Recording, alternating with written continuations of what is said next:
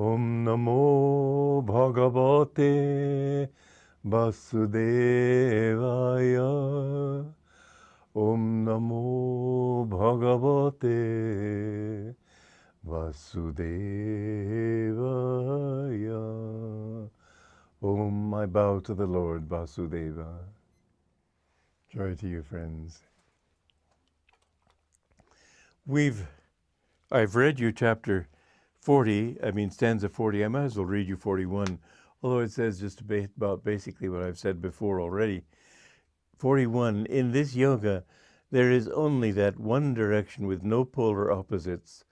The reasonings of the undecided mind, caught up as it is in duality, are endlessly variegated and ramified. 42, O Partha, Arjuna, fixity in the state of samadhi, or oneness with God, cannot be theirs who cling to personal power and sense pleasures.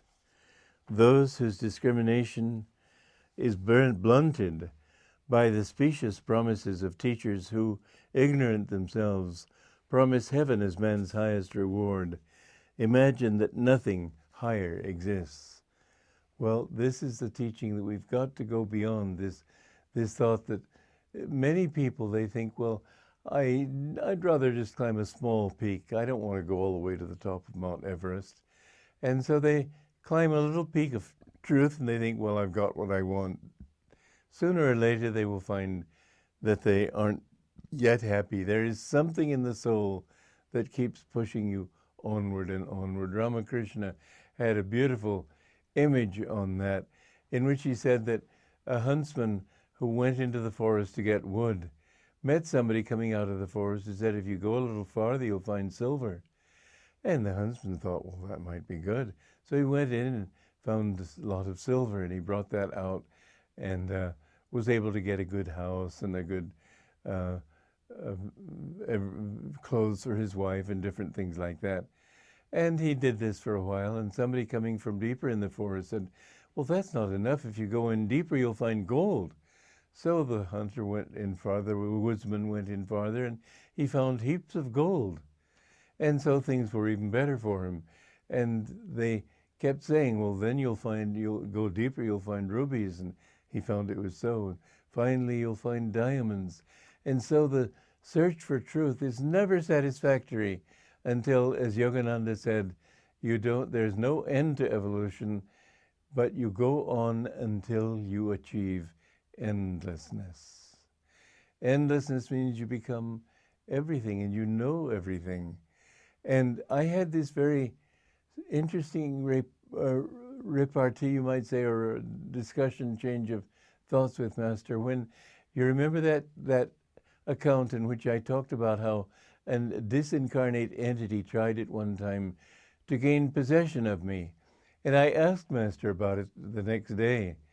And he asked me to explain what had happened. And he said, well, these things happen. Don't worry about it. And I was surprised because I had called to him and I had thought, well, then obviously he would know. So I hadn't thought I needed to say anything. And I said, sir, didn't you know? He very impatiently almost said, when you are one with God, you are God. That's all he said. How do you put that together? He didn't know and he did know. But of course he knew. He didn't talk about it outwardly.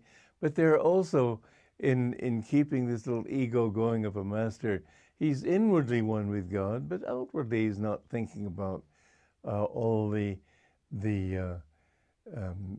infinite realities on a distant planet, let us say in a distant galaxy. He's thinking of his body and his particular responsibility. So a master lives on two levels simultaneously.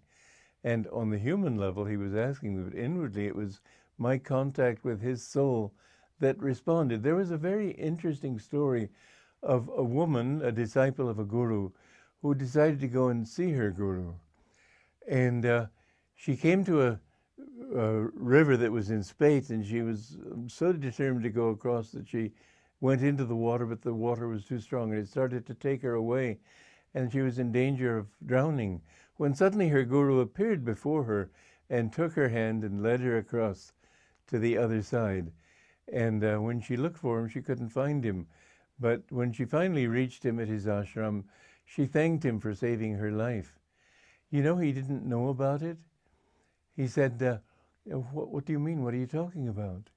And so it is that my guru would have known instantly, but on the path of evolvement spiritually, the soul knows things that the ego doesn't know.